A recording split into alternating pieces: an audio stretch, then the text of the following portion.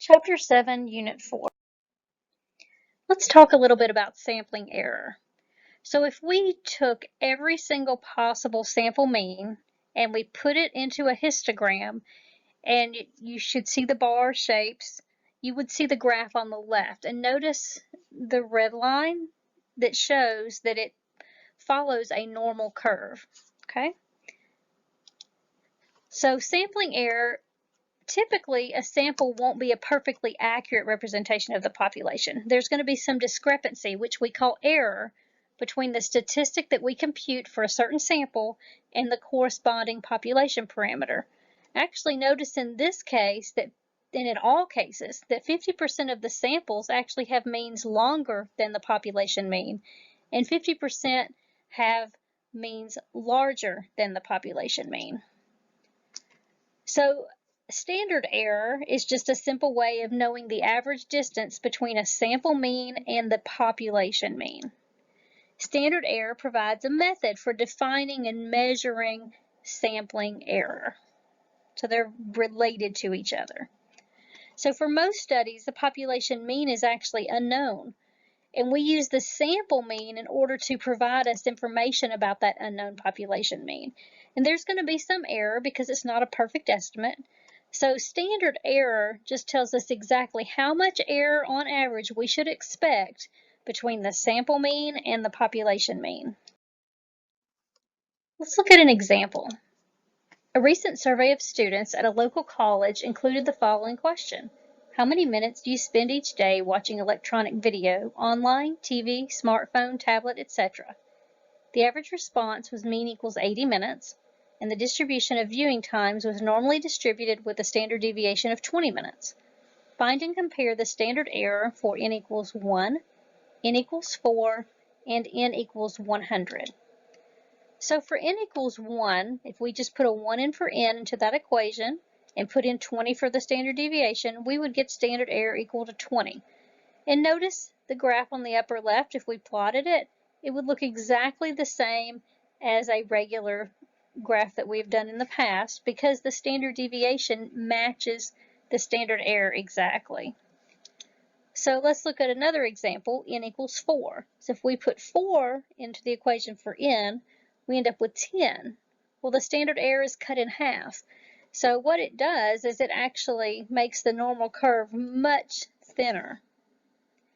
And then the last one, if we looked at n equals 100, we would get a standard error much smaller of only 2.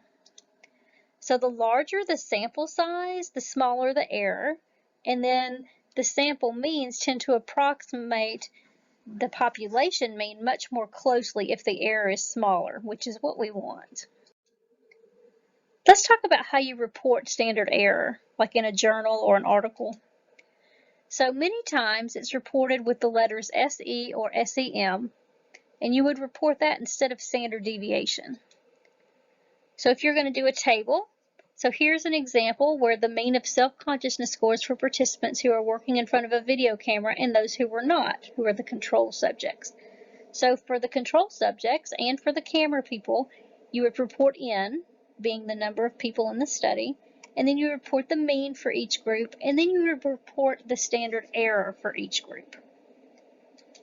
All right, you could also report it in a bar type graph. This is the mean score plus or minus 1 standard error for treatment groups A and B. So the vertical bars represent 1 standard error if you went up or down 1 standard error. And then you might also see it like this. The mean number of mistakes plus or minus 1 standard error for groups A and B on each trial. Okay, and each group is in a different color. So learning check problem 1, pause the video, see if you can solve the problem. Which of the following would cause the standard error of M to get larger? Well, we need to figure out what the equation is first. So the equation for standard error, or SEM, or the way we write it normally, is equal to standard deviation over square root of n. Okay? Well, the goal is to have the standard error larger. So if we increase the standard deviation in the top of the fraction in the numerator, then it will increase the whole fraction overall. If we decrease n, So that's the sample size, and because it's in the bottom of the fraction, it's going to increase the fraction overall.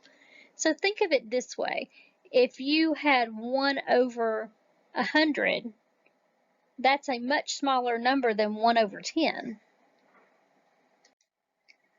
Learning check problem 2. A sample obtained from a population with a standard deviation of 8 has a standard error of 2. How many scores are in the sample? Okay, from this question, we're looking for n. Well, we can write the equation. Standard error is equal to standard deviation over square root of n. Substitute in what we know. Okay, and multiply both sides, cross multiply, divide both sides by 2. And then the last step would be to square both sides to get rid of that square root. And you would have n equals 16. So that's how many scores would be in the sample. All right, learning check problem 3. A random sample is selected from a population with a mean of 80 and standard deviation of 20. How large must the sample be to ensure a standard error of 2 points or less? This is very similar to the problem we just did. Again, you write down the equation, you substitute in what you know, you solve, and you should find n is equal to 100. And that's it.